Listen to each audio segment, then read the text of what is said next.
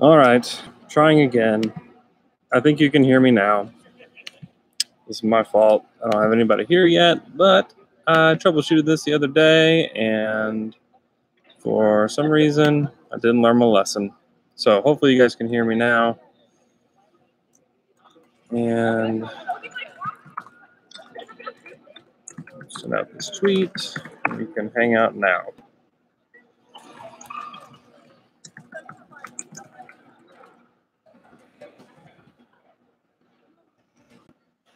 All right. I'm going to send this out again, and hopefully this one will work. Thanks for bearing with me. Apologize for the technical difficulties. I know. Sorry, everyone. You couldn't hear me. Delete that tweet, and hopefully we'll have some more people in here momentarily. So thanks for participating. I got a few people in here now. Great game tonight. His mind tonight. He was 8 for 11 from 3. He hit that buzzer beater that 3 at the end there too, where he was just on fire. And the Thunder win by 8. It really felt like they should have won by a lot more than that. You had the end of the bench. Alec Burks came in. He played 2 minutes and 17 seconds, and he had 10 points on 4-4 from the field, which is just insane. So hopefully everything is going well on your end. I've got a few people in here. Hopefully I'm on the Wi-Fi here at the Chesapeake Energy Arena. Hopefully it's good. I know people are saying it's freezing. Feel free to throw questions at me about the game or about the candy. They had some crazy candy up at the media section. So some impressive things. Obviously, Paul George just I'm sorry, Ben, you got exams in Toronto. But yeah, it's tonight the atmosphere was outrageous. The crowd really showed up. It was super duper loud here at the Chesapeake Energy Arena, especially after those made threes. We had some from Melo that just lit the place on fire. Obviously, Paul George just being out of his head was crazy. I thought the Thunder did really well on the defensive end after that 16-4 run that they made. The way that they forced Ricky Rubio to take those mid-ranges, I thought was really key. He ended up taking 18 shots. He only had 13 points, and that's exactly what the Thunder wanted, clearly. Let's go to some questions. Jeffrey Weber, when do you think Donovan will bring in some Hush for game 2? Just don't do that. You're baiting me right now. Jeffrey, Brandon Wilson, what's prediction for the series after tonight? Do you think Grant and Patterson need more minutes? Do you think Abrines can keep this up? I think Abrines can keep this up. This is how he plays. This is what we're supposed to be getting from Alex all season. Defensively, he's gotten so much better, which I think is where the difference is in his game. But he's able to drive a little bit. He hits his threes. He got some wide open looks, 2 from Jeremy Grant. The one pass that he had going to the basket on the baseline was just I did not see that coming at all. He didn't have that in his game. So it was just an outstanding pass for him. But, yeah, we'll see Abrines continue to play like this. I think Grant can play a little bit more. Patterson didn't really have much of an impact. He played some good defense, but he didn't have a huge impact tonight. So I think they can look to get him some shots in the corner. But, yeah, who flops better, Harden or Rubio? Man, that Rubio flop was out of this world. That was crazy. I haven't heard a lot of flop talk in a long time, but that was pretty ridiculous. That was not cool. And the fans were not happy about that. Luckily, that one didn't matter all that much. An update on Adams and his wrist. No one said anything about his wrist after the game. Billy, in fact, said that he didn't even know that he was hurt. So, but Billy always does that after games. So he may or may not be telling us the truth on that one. But, yeah, I would guess that he's going to be fine. Honestly, his impact came on a lot of different levels. Clearly not just offensively, because he really didn't get that many looks really until the second half. So I think that Adams will be all right. Matthew Vale, I'm satisfied but wary about this game. They can play better, but the Jazz didn't play too well, and George might not be able to remain as unconscious as he was. I totally get that. I totally get the opinion that, Paul George was unconscious. I think if you're a Jazz fan, something that you're saying is Paul George is not going to do that every game. And I get that. I understand where they would be coming from. I understand as a Thunder fan where you'd say I'm a little nervous about that. But I just think the Thunder's defensive game plan really works. And I think that they can keep stuff like that up.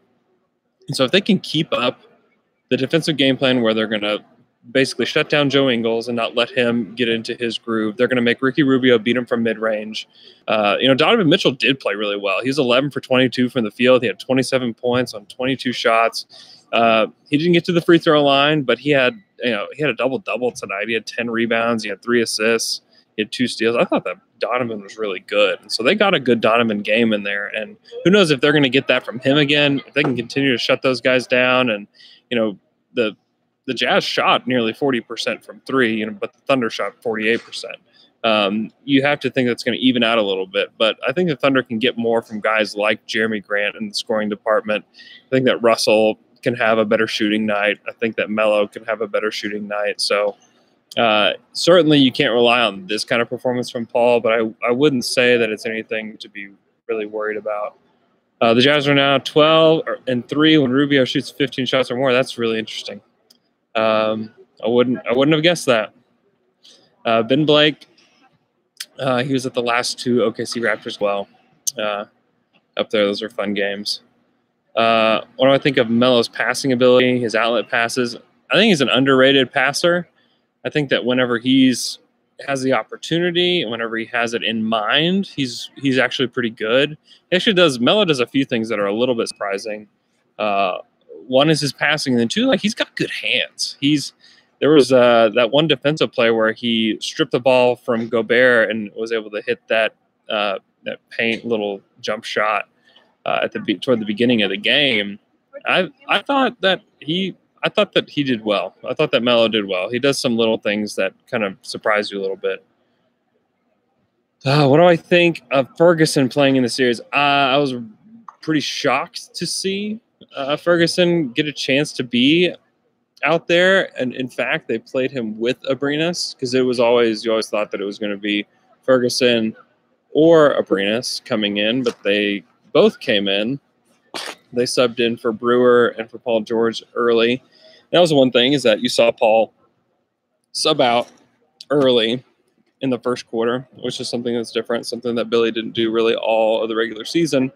And it really didn't hurt his game flow at all. And so you have to kind of wonder a little bit why they did that all season, because, I guess because they wanted to get him with the second unit more. I get it, but, they talk about how that leaving him in helps the flow of the game, but then you get to the playoffs and you take that away. I don't know.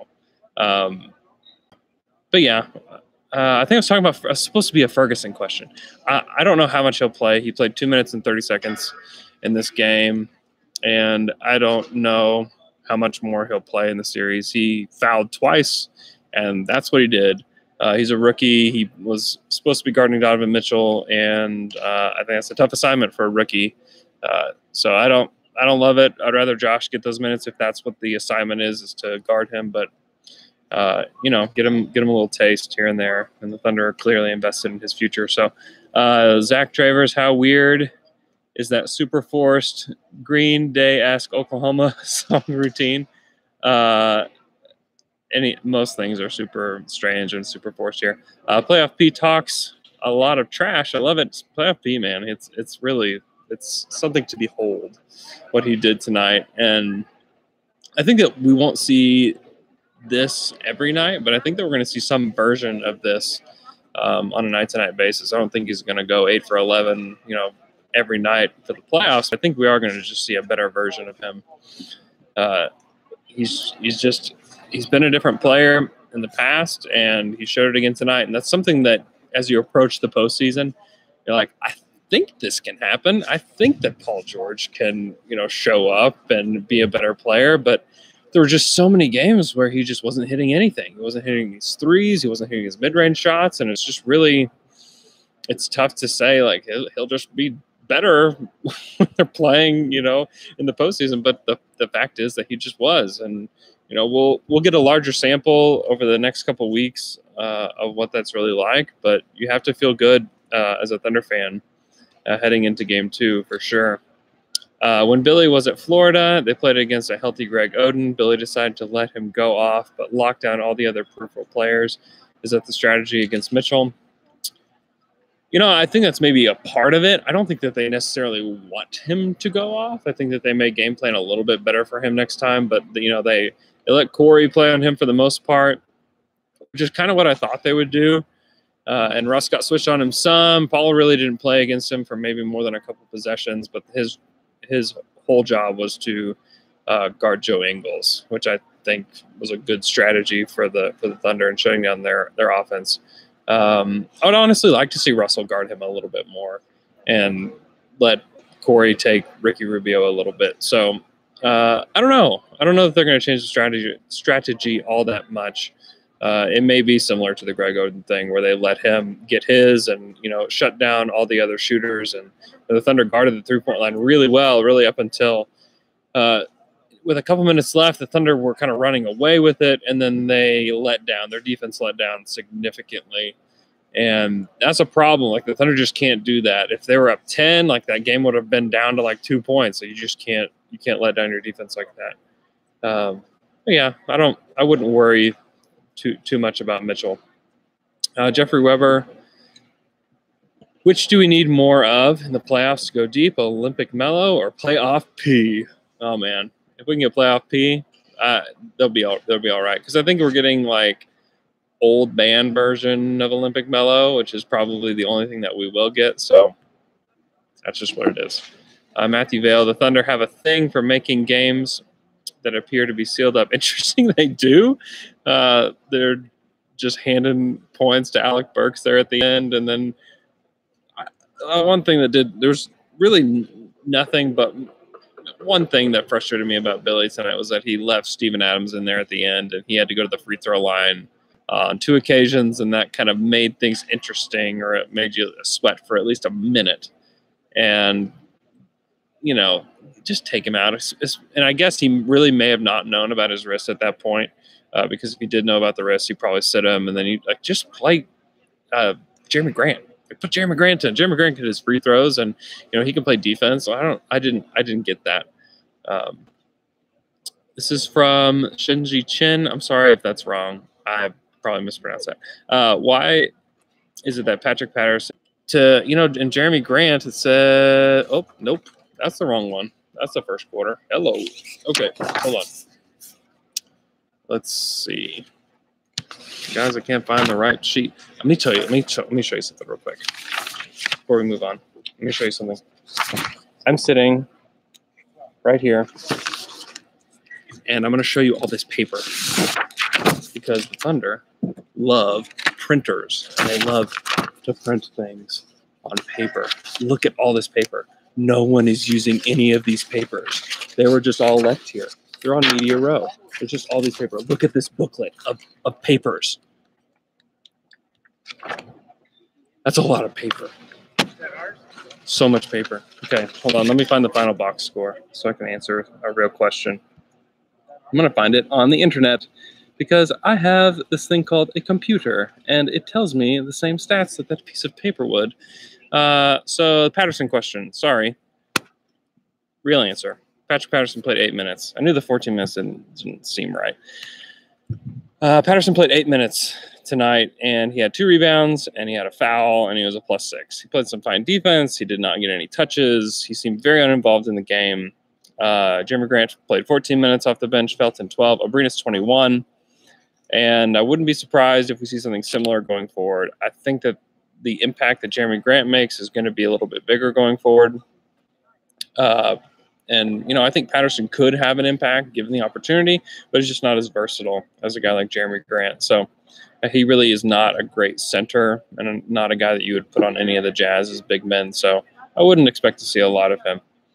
Let's see. Or you guys trash the Raptors so much. They're my second favorite team. Sorry, Ben. How large of a fish could playoff P catch? So if you missed what he said to start the press conference, he said, this is from Alex Spears, my good friend. Man, playoff P's catching a marlin. Jeffrey Weber, Do you think that the rotations we saw tonight will be a more consistent thing for Donovan, or will we still see Billy do some tinkering? He will tinker. He will tinker. You saw some things he liked tonight, and he'll see some things that he didn't like. So that's just going to be what Donovan does. What are the biggest adjustments you expect the Jazz to make for Game 2? I think that they're going to try to figure out ways to get Joe Ingles more involved and get the offense going like they want to. And if Paul can continue to play the way he did, I think it's going to be a really tough assignment for them. But I do think that's one way they can. I think they're just going to figure out ways to get better shots because they just weren't able to generate as many open shots. This team is famous for hunting shots. They hunt a lot of threes. They hunt great shots at the rim, and they're able to do that a lot at the beginning of the game. And I think they're going to try to figure out ways to make that happen. And then defensively, I honestly thought they did a great job on Paul. And, they made adjustments in the game. They started trapping. And in the second half, they started trapping the pick and roll. And it didn't work just because Paul was just out of this world. Papergate, there's so much paper, man. I mean, they've got paper down here, paper up there. There's paper everywhere. Never seen so much paper. I've worked in the public schools before. We would be in big trouble if we were using this much paper. It's just paper. Just all the paper. It's everywhere. Ricky Rubio and Russ are so going to beef this whole series. Ricky Rubio he's a pesky defender. He's a fine player, but honestly, if the Thunder can keep forcing him to take shots, that would be great. So I think that really plays into the hands of the Thunder, and what they want to do is get Ricky Rubio shooting as many mid-range jumpers, as little floaters closer to the basket. That's what they want. And so, I think that's a really good strategy for the Thunder. So let's dig into the box score a little bit more for the Thunder. So Corey Brewer, in the regular season, and even tonight, there were a lot of open looks that Corey could have had, but the Thunder were really looking to get the ball to their main three guys, and that's Paul George and Russ and Melo. They took a majority of the shots. Corey Brewer took 3. Steven Adams ended up taking 9, most of those coming in the second half. I don't think he had his first points off a field goal until the second half. Patterson didn't attempt a shot. Grant only got 4 shots. Felton 4 shots. Abrinas 7, and Abrinas played 21 minutes, so he's 3 of 5 from 3. Got some really good looks. He had a drive that I thought was really nice to score in the first half. Abrinas was really, really impressive. 11 points off the bench was really key, and his defense is it's good enough. He was a plus 14. I think that's a team high plus 14 for Alex Abrinas. So I'd like to see him even get a little bit more minutes. Brewer played 34. I'd love to see Abrinas take maybe 5 more minutes because I just think that his shooting is so important and kind of changes what the Thunder offense can be. Jeffrey Weber, another question. What do you think the Thunder did to limit Gobert's impact on the game? Do you think it will be sustainable going forward? The foul trouble is one way that they were able to limit him because, if you can get Gobert in foul trouble, you can beat this Jazz team because their defense starts with Rudy Gobert and his impact. And you saw it. It's tough to score on this Jazz team. They're really, really good. And a lot of it is getting to the rim is just a huge task for them. We saw a couple guys score on him in the post or getting into the lane. It was Jeremy Grant did his kind of Jeremy Granty things where he jumps up and contorts his body and he's able to make shots and finish well. And that was great. And we also saw Paul George get to the rim on him once and kind of fumble the ball and, finally get a shot up. And, that wasn't necessarily pretty, but it ended up being effective. And then you saw Russell get in there, and instead of going straight to the rim, he ended up shooting a turnaround fadeaway shot that looked really nice, but still not exactly what Russ would typically do on a center. So he's a huge impact player for the Utah Jazz. And, offensively, I think that they could get him the ball a little bit more. But that's where you have to credit Steven Adams. Steven Adams, didn't post the greatest line tonight. He ended up with 12 points and 3 assists and 7 rebounds. And you're like, that's not that great. He's even a -4. But that's because he's playing against Rudy Gobert. Like, Rudy Gobert is really good. He's one of the best players in the NBA. There's been debate online: is he a top 10 player or is he a top 20 player? I don't know if he's, he's probably closer to a top 20 player, but he's very good.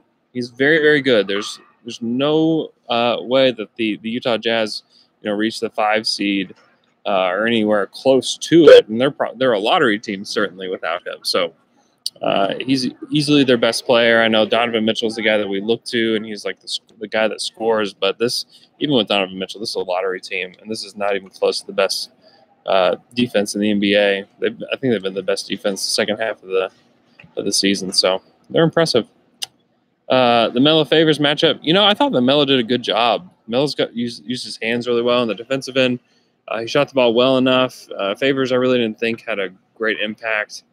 He was a -12 for the game. He ended up with 7 points on 7 shots, 3 assists, 5 boards. I didn't think that he really helped all that much. And Melo, he wasn't terribly efficient. He was 13 shots, 15 points on 13 shots. Yeah, pretty good. But where you really saw the impact from Melo is the 2 assists. I think that most of us can remember his 2 assists, and he had 3 steals and 2 blocks. Like, if Carmelo Anthony can do that kind of stuff, then he made 3 or 4 from the line. I thought that his impact was good enough to mitigate, what Favors could have potentially done. I thought that he did a great job. I also thought he did a good job on Jay Crowder when Jay Crowder was in there at the 4.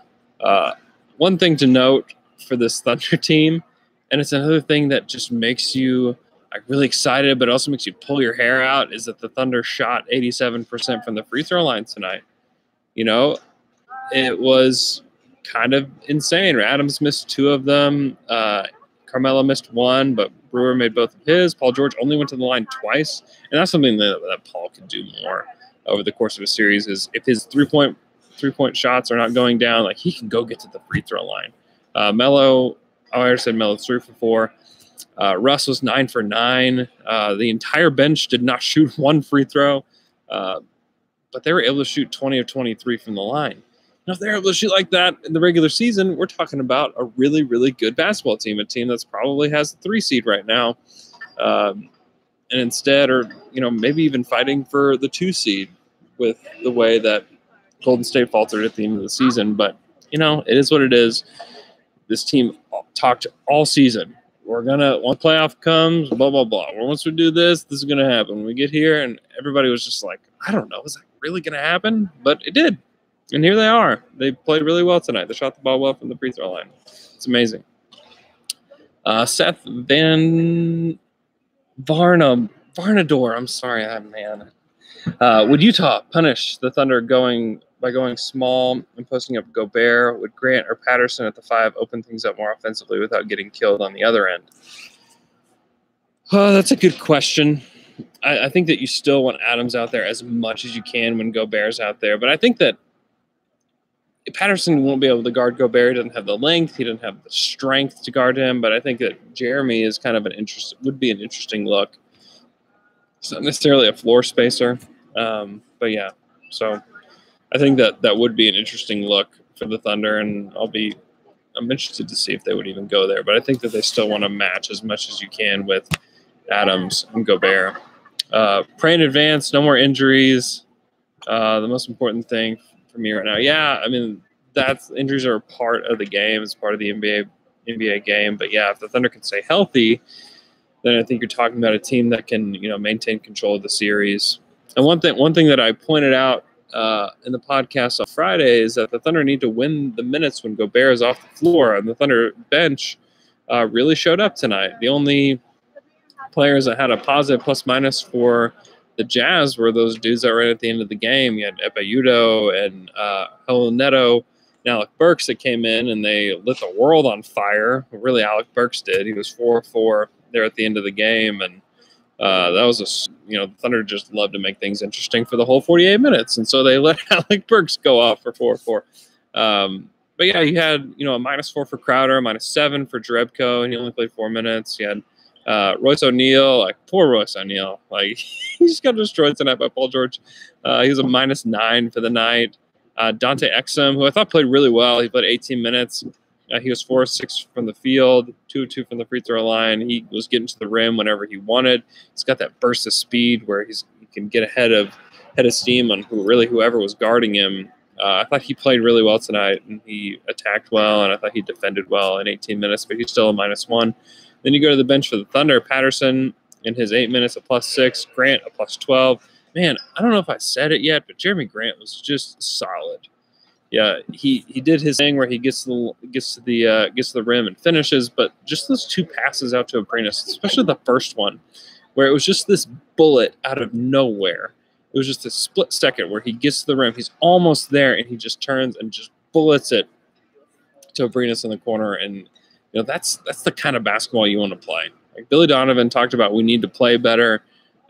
It's funny, like if you heard Billy Donovan and you hadn't watched the game, you didn't hear anything, and I just played you clips of Billy Donovan, you wouldn't have known the Thunder won tonight. He was just reiterating, we have to be better, we have to play better, over and over again. And so that was pretty interesting to see that the Thunder still feel like they have another gear to go to, and I tend to agree. But Jeremy Grant was really, really good. He's a +12. Felton a +9. And I already said that Abrines was a +14 on the night. Ferguson, in his weird 2 minutes, he was a +3. Yeah, the bench was huge tonight for OKC. And then you look at the starters. Paul George and Melo were the only 2 that posted a positive ±. Some of that was the way they played the first quarter. They played the first 5 minutes together, and it was 16-4, and it was not looking good, but they were able to tighten things up. And Melo was credited by Billy Donovan for communicating to him why things were not going well defensively, and they were kind of flattening out the team against the baseline, and they were able to get a lot of things at the rim, and Melo was able to communicate that. John Schofield, Grant's passing. I know, I was just blown away. Like I just looked over at John Hamm, way up in Cloud City, and was just like, I don't know where this is coming from. It's super crazy. That Burks 3 near the end caused physical pain. I know. Like it was just, everybody's packing up. Everybody's up in the media row, just thinking that everything's wrapped up, and then things start to get kind of interesting. When Alec Burks came in, seemed like Gobert stuck to Adams a couple times and allowed some drives, like that Brew drive to start the third and Abrines drive in the first quarter. Thoughts? Yeah, I mean they're watching that lob play, getting Adams going, getting that Russ Adams pick and roll going is something that they don't want to happen, because if you get that going, you really get everything else going. And so that was key. That was key, and I think the Thunder tried to pull him away from the rim with Adams a little bit. So yeah, I think that's a good observation. Because if you do get Adams with any sort of space, you can throw it to him. They've got a few guys that can get Adams the ball, and he's been able to finish well. So you guys can throw me some more questions if you want to. It's a great win for the Thunder. It's one game. The Thunder lead 1-0 in Oklahoma City. This is what they're supposed to do. Does this define the series? No. Is it real encouraging to see what Paul is able to do? Yeah, of course. They got great games out of Abrines, a great game out of Jeremy Grant, a decent game out of Melo. Not the greatest Adams game, but I thought that he overall played really well. Russell, 10 of 25. That's kind of the way that he is. He's a volume shooter. But you hope that he can be able to play better than that. 0-4 from 3. Like, just cut out the threes, Russ, unless they're really needed, unless they're catch and shoot. I'd prefer to see that. He had 13 boards and 8 assists. Turned the ball over 5 times. The Thunder turned the ball over 17 times overall. That's one way they can be better. Billy talked about them being better. They need to be able to have the Jazz turn the ball over more. They only turned it over 14 times in the regular season. The Thunder had the Jazz averaging 17 turnovers. And so that kind of flip-flopped a little bit for OKC and for Utah. So that's like one little check mark for Utah there, is that they won the turnover battle. But I think that's consistently something that the Thunder can do better, is not turn the ball over and, create more havoc on that end. Paul George, if you follow me on Twitter, I'm sure some of you do, or most of you do, Paul just continues to have these mind-boggling turnovers, and he was fantastic tonight, but he still has those turnovers where you're just beating your head against your coffee table as you're watching the game. Let's see. I've got a couple more questions in here. Is Russ playing like the best player in the series? Clearly not tonight. I mean, that goes to Paul George pretty easily. Adams has some kind of wrist injury. We don't really know. We haven't heard anything. I assume that he will play and be all right. Does Josh Eustace have a role in the series? As of now, no. But with Billy Donovan, you just never know. But I would kind of be shocked to see him play. Did I ask Billy about the Terrence sub? Like I didn't, because one, he didn't really hurt anything, and two, he just played for a couple minutes. It was pretty harmless. It was weird, but pretty harmless. They're probably just trying to get a guy that they really see as a part of their future, just a taste of the postseason. So I've been going for about 30 minutes now. This is probably where I need to sign off and go home. But I appreciate you guys joining me. A really great win from the Thunder. Again, 108-116 in favor of OKC. They don't play again until Wednesday, which is kind of a strange thing that we don't get more Thunder basketball until then. But I will do this again after the game. I appreciate you guys joining me. You guys are super great. This is cool that I'm able to do this and that you guys actually come out and watch. So you guys are super cool. We'll have a Down to Dunk pod with Michele in the morning. So if somehow you're just watching this and you've never heard any of my podcasts, I find that to be kind of strange. But if you don't, you can search for it, Down to Dunk. We'll also have some OKC Dream Team content coming for you. So thanks again for joining me, and we'll talk to you guys again here a Wednesday night, and then on the podcast tomorrow. I'm recording with Michele probably early. So thanks a lot, guys. We'll talk to you later.